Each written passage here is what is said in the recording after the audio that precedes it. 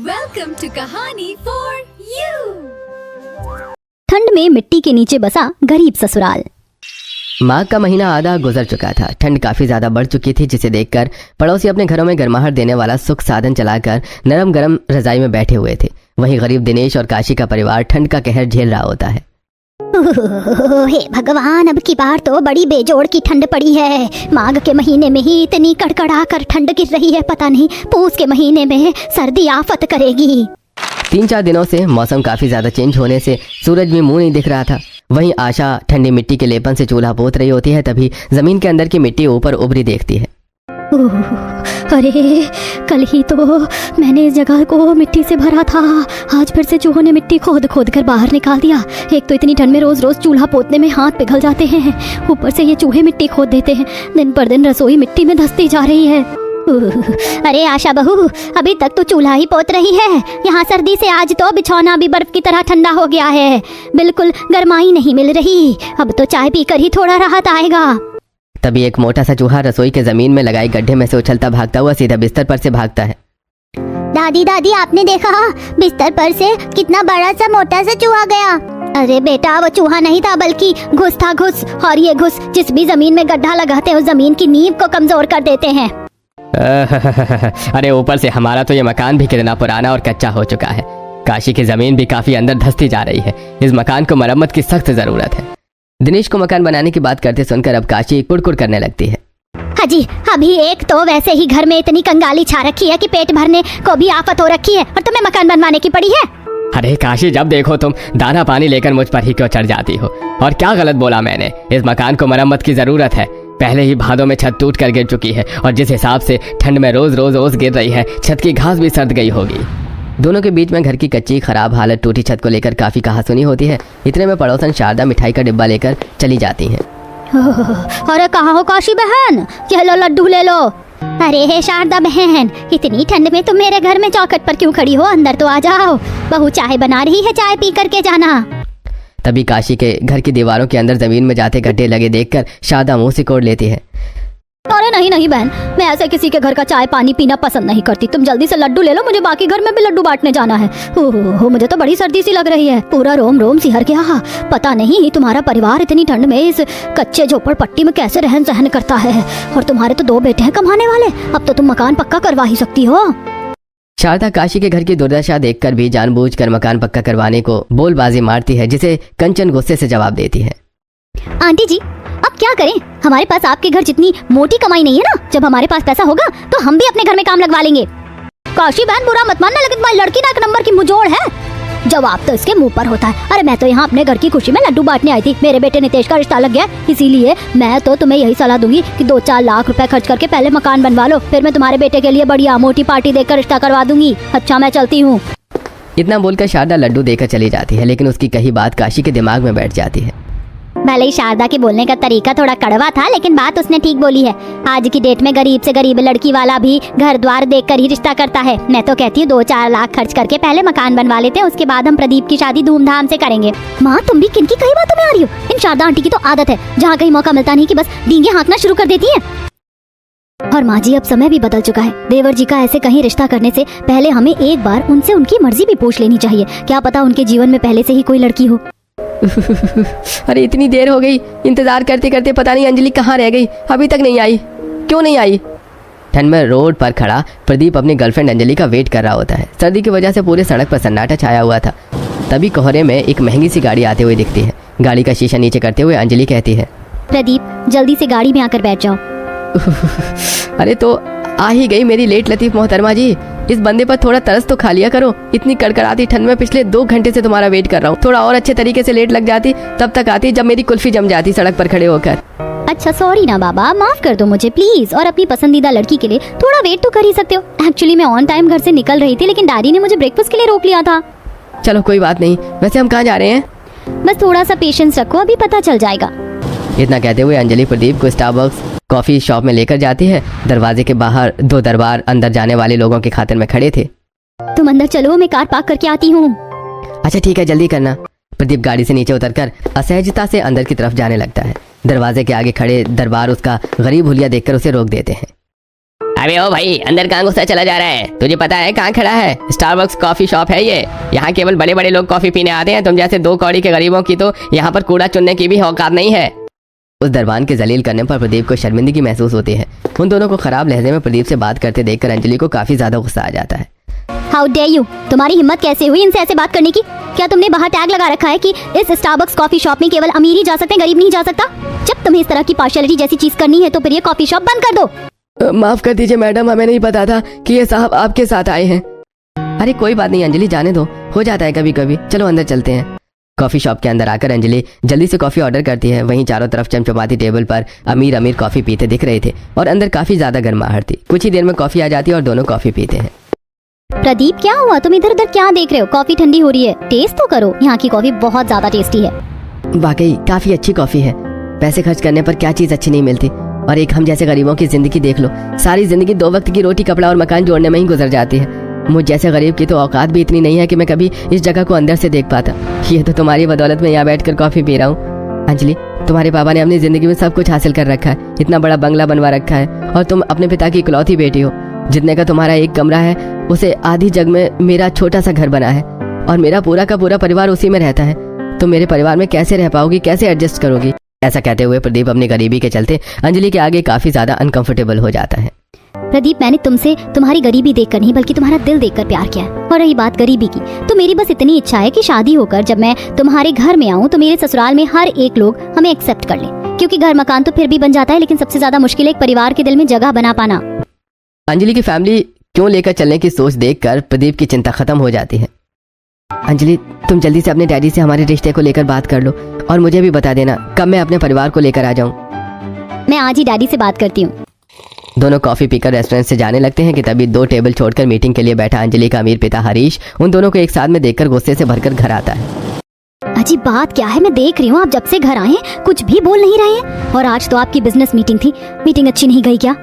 Meeting छोड़कर आया हूँ। मैंने अंजलि को एक 2 कौड़ी के गरीब लड़के के साथ कॉफी शॉप में देखा है। अरे माँ होते हुए इस चीज की खबर तुम्हें होनी चाहिए कि तुम्हारी लड़की किससे बात कर रही है, मिलजुल रही है। तुम्हें तो इसकी भनक भी नहीं है। मैंने सारा जीवन लगाकर ये दौलत शोहरत इज्जत कमाई है, ये बिजनेस खड़ा किया है। दिन को दिन नहीं समझा, रात को रात नहीं समझा। कभी भी मैंने अंजलि को बेटे से कम नहीं समझा, लेकिन मैंने कभी ख्वाब में भी नहीं सोचा था कि वो एक 2 कौड़ी के लड़के से दिल लगा लेगी। हरीश गुस्से में ऐसा बोल रहा होता है कि तभी अंजलि घर में आते हुए उसकी बातें सुन लेती है।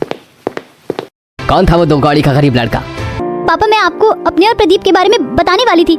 पापा, प्रदीप बहुत अच्छा लड़का है, मैं उससे बहुत प्यार करती हूँ। अंजलि, तुम्हें क्या लगता है कि वो 2 टके का लड़का तुम्हें खुश रख पाएगा? केवल प्यार से पेट नहीं भरता। जिस जगह में उसका परिवार रहता है वो कितनी गंदगी है। मुझे वो 2 कौड़ी का गरीब लड़का बिल्कुल भी पसंद नहीं है। और अगर तुझे करनी है तो मैं तेरी शादी उसे करवाने को तैयार हूँ, पर मेरी भी एक शर्त है। कैसी शर्त? शादी के बाद उसे घर जमाई बनकर रहना होगा और अपने गरीब परिवार से भी सारे रिश्ते नाते तोड़ना होगा। कह दो इसे गायत्री। अजी, आप कैसी बातें कर रहे हो? आज तक कोई दामाद ससुराल में घर जमाई बनकर रहा है, ये सही नहीं होगा।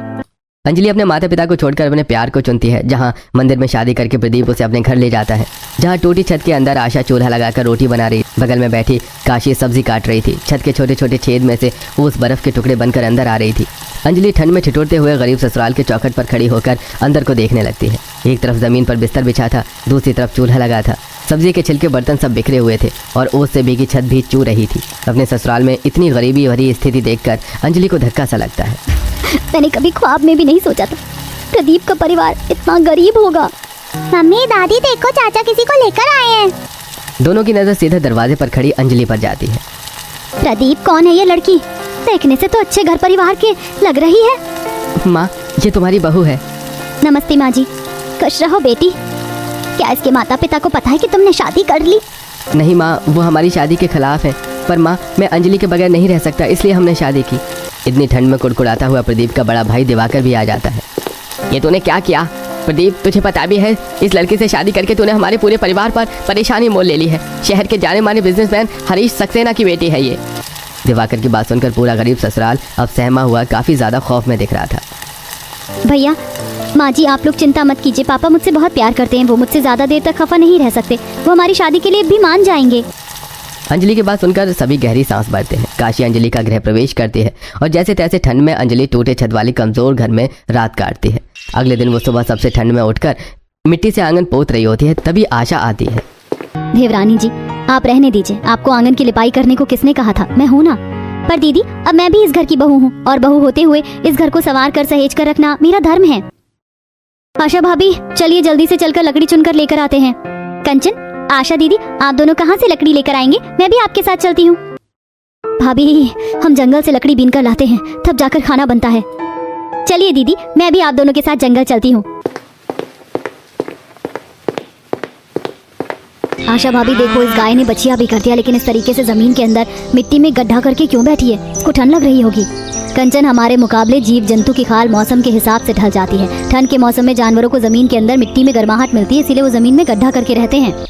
अंजलि बड़े प्यार से उस गाय के बछिया को देखती है जिसे गाय जीभ से चाट कर प्यार जता रही थी।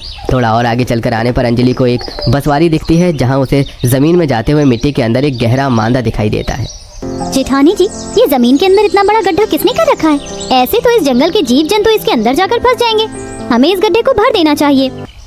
अंजलि ऐसा कहते हुए मांद की तरफ बढ़ने लगती है। तभी उसमें से तेंदुए का दूध पियाऊ बच्चा चलकर बाहर निकलते दिखता है। तेंदुए का बच्चा देखकर कंचन, आशा खौफ से भर जाती हैं। आशा भाभी, इस बसवारी के अंदर तो तेंदुए ने मांद लगा रखा है, कहीं इसकी माँ बाहर ना निकल जाए। चलिए यहाँ से चलते हैं। हाँ चलो, हम जंगल के दूसरे हिस्से से लकड़ी बीन लेंगे। देवरानी जी चलिए। तीनों डरते डरते पैर दबाकर जमीन के मिट्टी के अंदर जाते मान से आगे आ जाती हैं, जहां ठंड में ठिठुर कर ओस से भीगी लकड़ी को बीन कर उसकी गठरी लेकर घर आ जाती हैं, जहां अंजलि सभी को पूरे दिलों से मन से पहली रसोई में पूरी सब्जी बनाकर सबको खिलाती है। बहुत ही खस्ता पूरी सब्जी बनाई है तुमने। अरे ठंड के मौसम में यह पूरी पकवान खाकर तो मन खुश हो जाता है। पापा जी और पूरी लीजिए ना। अरे नहीं बहू, सारी पूरी अपने ससुर की थाली में ही दे दोगी तो तुम खुद क्या खाओगी? ये लो खा लो। काशी अपने हाथों से कौर बनाकर अंजलि को खिलाती है, जिससे उसकी आंखों में खुशी के आंसू आ जाते हैं। तो वहीं दूसरी तरफ गायत्री हरीश के लिए गर्मा गर्म खाना बनाकर लाती है। अजी चलिए उठकर जल्दी से खाना खा लीजिए, सब चीज आपके मनपसंद की बनाई है। मुझे भूख नहीं है गायत्री, खाना ले जाओ। अजी अब तो गुस्सा थूक दो, हमारी अंजलि अपने ससुराल में बहुत सुखी से रह रही है। मैंने हमारे नौकर शाम को देखने के लिए भेजे थे, भले ही उसके ससुराल वाले गरीब हो, लेकिन हमारी अंजलि वहाँ खुश है। अब उसे माफ कर दीजिए, आखिर वो हमारी बेटी है। अरे वो तो मेरे लिए सदा सदा के लिए उसी दिन मर गई जिस दिन वो उस 2 टके के लड़के के लिए अपनी बाप की चौखट लांग कर चली गई। मैं उनकी ईंट से ईंट बजा के रख दूंगा। अपनी झूठी शान और इज्जत में चूर होकर हरीश अपनी अमीरी के दम पर दाव पेच लगाकर गरीब ससुराल वालों से उनकी जमीन जब्त कर लेता है। कुछ दिन बाद, अरे पापा जी आप यहाँ? नमस्ते माँ, भाभी अंजलि के पिता हैं। अरे समधी जी, आप चौखट पर बाहर क्यों खड़े हैं? भीतर तो आइए। आशा बहू जल्दी से नाश्ते पानी की व्यवस्था करो। तभी ठंड में थरथराते हुए अंजलि घास लेकर आती है। पापा आप यहाँ पर? मुझे पता था आप ज्यादा दिन मुझसे नाराज नहीं रहेंगे, मुझे माफ कर देंगे। अंजलि मेरी बच्ची, ये ख्याल रखा है तुम लोगों ने मेरी बेटी का? आज तक उसने खुद से एक गिलास पानी भी नहीं पिया और तुम लोगों से इतनी ठंड में घास मंगवा रहे हो। मैं अपनी बेटी को हमेशा के लिए लेने आया हूँ। अरे बस कीजिए, आप अंजलि के पिता हैं इसलिए मैं आपकी इज्जत कर रहा हूँ। आप मेरे ही घर पर खड़े होकर मेरे परिवार का अनादर कर रहे हैं। अरे बरखुरदार, जिस जगह इस वक्त तुम खड़े हो वो जमीन अब मेरी है, क्योंकि मैंने इस जमीन को दुगना पैसा देकर खरीद लिया है। इस ठंड के मौसम में मैंने भी तुम लोगों को दर दर की ठोकर नहीं खिलाई तो देखना। अरे समधी जी, हमें तो लगा था कि आप बेटी के मुंह में सब कुछ भूल कर यहाँ उससे मिलने के लिए आए हैं, लेकिन अब आपकी बेटी हमारे घर की इज्जत है। पूरा गरीब ससुराल अपना थोड़ा बहुत सामान लेकर ठंड के मौसम में चौखट के बाहर निकल जाता है। अंजलि अपने पिता का हाथ छोड़कर उनके साथ चली जाती है। अंजलि रुक जाओ, उनके पास न जमीन बची है और ना ही रहने के लिए छत। इस ठंड के मौसम में इनके साथ जाकर पछताने के सिवा कुछ हासिल नहीं होगा तुम्हें। पापा अब यही मेरा परिवार है, जहाँ ये जाएंगे वहीं मैं भी जाऊंगी। बेचारे गरीब ससुराल वाले बरसती कड़कड़ाती ठंड के मौसम में मारे मारे फिरते हुए जंगल में आकर बैठ जाते हैं, जहाँ पेड़ों पत्तों पर जमी हुई ओस की बूंदें बरसात की तरह चू रही थी। बर्फ की तरह ठंडी ठंडी हवा चल रही थी जो कि सबकी रूह को सिहार रही थी। अच्छू अच्छू, अम्मी दादी यहाँ बहुत ठंडी ठंडी लग रही है। क्या हम इस जंगल में पिकनिक मनाने आए हैं? बोलो ना हम यहाँ क्यों आए? वापस घर चलो ना। चिंटू, अब वो घर हमारा नहीं है बाबू, हमें इस जंगल में रहना पड़ेगा। पर पिंकी दीदी, इस जंगल में तो कितने सारे जंगली जानवर रहते होंगे, वो तो हम सबको कहाँ जाएंगे? चिंटू की बात सुनकर पूरा गरीब ससुराल ठिठुरते हुए पेड़ के नीचे शरण लिए बैठे हुए धुंध बढ़ते देखते हैं। वैसे इस घने जंगल में इस तरह खुले में रहना वाकई जोखिम भरा है। हम एक बसावट कर लेते हैं, ठंड में भी काफ़ी ज़्यादा है, इस तरह हम रात नहीं काट सकते। पर भैया, दिवाकर भैया, इतनी तेज़ हवा चल रही है, ऐसे में तंबू भी कहाँ टिकेगा। तभी एकदम से मिट्टी में से कुछ मैमल्स के बच्चे बाहर निकलते हैं, जिनके शरीर में उस ठंड को सहन करने की क्षमता होती है। अरे जमीन के अंदर से चूहे जैसा क्या भगा है? छछूंदर था क्या? नहीं पापा जी, वो चूहा नहीं बल्कि मेमलस थे। ये आमतौर पर जमीन के ऊपर नहीं बल्कि जमीन के नीचे मिट्टी खोद कर रहते हैं। इनका शरीर मिट्टी में रहने के लिए सक्षम होता है। सर्दी का मौसम शुरू होते ही इन मेमल्स की प्रजाति ठंड से बचाव करने के लिए जमीन में मिट्टी में बसावट कर लेते हैं। अरे वाह चाची, फिर तो ये बड़ा मजेदार है। हम लोग भी इन छोटे छोटे मैमल्स की तरह जमीन के अंदर मिट्टी में घर बनाकर रह सकते हैं। राजू की नादानी में ठंड में बेआसरा ससुराल वालों को कड़कड़ाती ठंड से बचाव करने का आसरा दिखाते हैं। बच्चे सच में भगवान का रूप होते हैं। भगवान ने हमें चिंटू के जरिए ठंड में खुद को सुरक्षित रखने का रास्ता दिखाया है। जब तक किसी ठिकाने का बंदोबस्त नहीं होता, इस मिट्टी के अंदर जमीन में ही बसावट कर लेते हैं। पर माँ, इस जंगल की मिट्टी काफी ज्यादा ठोस है। इसे खोदने के लिए हमें औजार की जरूरत लगेगी। तभी कंचन का जुगाड़ दिमाग चलता है। भैया, औजार बनाने के लिए ठोस पत्थर और लकड़ी की भी तो जरूरत लगती है। हम खुद से औजार बना सकते हैं। अब कंचन और अंजलि सतर्कता से कुछ मजबूत टिकाऊ पेड़ों की लकड़ी काट कर लाते हैं। वहीं प्रदीप दिवाकर कुछ ठोस पत्थरों को पैना करके मिट्टी खोदने के लिए औजार बनाते हैं। तो वहीं जंगल के खतरनाक जीव जंतु से अपना बचाव करने के लिए भाले भी बनाते हैं। पूरा का पूरा परिवार गरीब ससुराल ठंड में कांपता हुआ जमीन को गहराई तक खोदता है। देखते ही देखते रात गहरी हो जाती है और जंगल से सियार, हाथी, तेंदुए के दहाड़ने चंघाड़ने की आवाज आती है, जिससे सबका डर से कलेजा बैठ जाता है। ये जमीन धम धम कांप क्यों रही है? लगता है जानवर हमारी तरफ आ रहे हैं। भाभी, इन जानवरों को हम इंसानों की तुलना में सूंघने की शक्ति काफी तेज होती है। वैसे हमने जमीन में इतनी मिट्टी तो खोद ली है कि आज की रात हम इस जमीन के अंदर बच सकते हैं। अब सभी पैर जमाकर अब जमीन के अंदर होते हुए आते हैं, जहां जंगल के बाहरी हिस्से की तुलना में जमीन के निचले हिस्से में गर्माहट थी और ठंड का नामो निशान भी नहीं था। अरे वाह, इस मिट्टी के अंदर तो कितनी ज्यादा गरम गरम सा लग रहा है, जैसे कि हीटर चल रहा है। सचमुच बाहर तो ठंड कितनी लग रही है। मेरा तो कलेजा जम सा गया था। यहाँ राहत तो है। अरे लेकिन इसी जमीन के अंदर की मिट्टी कितनी नम है। इतनी ठंड में हम मिट्टी के अंदर बसावट करके नहीं रह सकते। अजी, अभी ना तो हमारे सर पर छत है और ना जगह जमीन। ऐसे ठंड के मौसम में हम कहाँ शरण लेंगे? जब तक हालात ठीक नहीं हो जाता, इस मिट्टी के अंदर ही बस कर रहते हैं। पूरा ससुराल कहर ढाती ठंड में मिट्टी के निचले हिस्से में बैठे बैठे सुबह करते हैं। तब सूरज की किरण फूटने पर धूप निकलती है। हल्की हल्की धूप में अब जमीन गर्म होती है और मिट्टी के नीचे बसे ससुराल वालों को थोड़ी गर्माहट मिलती है। सभी बाहर निकलते हैं। अच्छा, हम दोनों नदी पर जा रहे हैं। देखते हैं, अगर थोड़ी बहुत मछली मिल गई तो मारकर बाजार में बेच कर आएंगे। दोनों भाई मछली पकड़ने की तलाश में भटकते भटकते आखिरी भाग में आते हैं, जहाँ धीरे धीरे जंगल में पड़ी धुंध साफ होती है।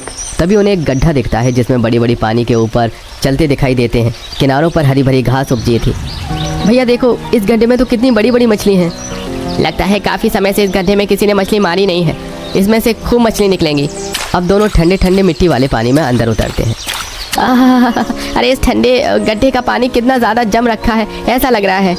कुछ ही देर में दोनों मछलियों को पकड़कर अब टोकरी में भरते हैं और वहीं किनारों पर उपजे साग को बेचने के लिए तोड़कर बाजार ले जाते हैं। वहीं दोनों बहुएं ठंड में अपने मिट्टी के नीचे के बसावट से ऊपर आकर सूखी पुआल ढूंढने लगती हैं। पूरा जंगल तो ओस से तर हो रखा है। यहाँ पर सूखी पुआल कहाँ मिलेगी? यदि हमें मिट्टी के नीचे उस नम जमीन में बसावट करके रहना है तो बिस्तर करने के लिए सूखा पुआल चाहिए ही होगा। दोनों ठंड में कुड़कुड़ाते हुए जंगल के बाहर एक खेत में पहुंच जाती हैं, जहां कुछ लोग कड़कड़ाती ठंड में गेहूं की फसल की कटाई कर रहे होते हैं, जहां खेतों में सूखी भूसी पड़ी होती है। जेठानी जी, देखिए इस खेत में कितनी सारी सूखी भूसी है। इसे हम अपने मिट्टी के नीचे वाले बसावट को लीप कर सुखा सकते हैं, जिससे गर्माहट हो जाएगी। पर क्या पता वो उनके काम का हुआ। एक बार मांग कर देख लेते हैं। दोनों कांपते थरथराते हुए खेत के मालिक के पास आती हैं। भैया जी, अगर ये सूखी भूसी आपके काम की नहीं है तो क्या हम ले लें? हाँ बहन, तुम चाहो तो वैसे भी अभी मेरे खेत में आधी फसल कटाई के लिए बची हुई है। अगर तुम दोनों फसल कटवा पिटवा दोगी तो मैं तुम्हें थोड़ा अनाज और सूखी दे सकता हूँ। उस खेत वाले की बात दोनों को ठीक लगती है। अब दोनों ठंड में खेत की फसल काटते हैं, जिसमें सर्दी में उनके हाथ भी सुन्न हो जाते हैं। फिर दोनों फसल पीट कर अपना काम पूरा करती हैं, जिसके बदले में खेत का मालिक उन्हें काफी सारा अनाज पुले भी देता है, जिसके बोझे लेकर दोनों मिट्टी के नीचे बसे ससुराल में आती हैं, जहाँ काशी मिट्टी का चूल्हा बना रही होती है और कंचन कुछ जंगली सब्जियां तोड़ कर ले आई होती है। भाभी, आप दोनों आ गई। ये देखिए, माँ ने चूल्हा बना दिया है और मैं कुछ सब्जी अभी तोड़कर जंगल से ले आई हूँ। मम्मी, मुझको बहुत जोर की भूख लगी है, जल्दी से खाना बनाकर दे दो, कल से कुछ नहीं खाया। हाँ मेरा लाल, बस अभी अभी मैं गर्मा गर्म खाना बना कर देती हूँ। अब दोनों बहू चूल्हा जोड़कर खाना बनाती हैं, वहीं कुछ हिस्से में पूले से बिस्तर लगाती हैं। इतने में दोनों के पति भी मछली बेचकर खाने पीने और गर्म कपड़े लेकर आते हैं। इसी तरह कुछ समय बीत जाता है। गरीब ससुराल वालों का ठंड में मिट्टी के नीचे बसावट करके रहन सहन जारी था। वहीं ठंड और भी ज़्यादा बढ़ जाती है, जिससे धूप जरा भी नहीं निकलती, जिससे नीचे की मिट्टी नम ठंडक भरी रहने लगती है, जिसकी वजह से मिट्टी के नीचे रह रहे सभी जीव जंतु वहाँ से निकलकर ठोस पेड़ों में गड्ढा लगा लेते हैं। और वहीं काशी और दिनेश से सर्दी सहन नहीं होती, जिसकी वजह से वो बीमार पड़ जाते हैं। तब गायत्री और हरीश अपनी बेटी और उसके ससुराल वालों को ढूंढते हुए जंगल आते हैं। अरे आप सब लोग मुझे माफ़ कर दीजिए, अपनी झूठी शान और नाक ऊंची रखने के चलते मैंने आप लोगों की ज़मीन पर, घर पर सब कुछ छीन लिया। एक बार भी ये नहीं, ऐसे ठंड के मौसम में आप सब क्या झेल रहे होंगे, मुझे अपनी गलती का अफसोस है। हरीश के आंसुओं में उसकी करनी का पछतावा दिख रहा था, जिससे गरीब सीधे मन वाले ससुराल वाले उसे माफ़ कर देते हैं। वहीं अंत में वो उन्हें ज़मीन लौटाकर पक्का मकान तैयार करवाकर उनकी मदद भी करता है, जिससे गरीब ससुराल वाले ठंड में मिट्टी के नीचे की बसावट को छोड़कर अपने घर में आ जाते हैं। कहानी फॉर यू को लाइक करो, शेयर करो और सब्सक्राइब करना मत भूलना।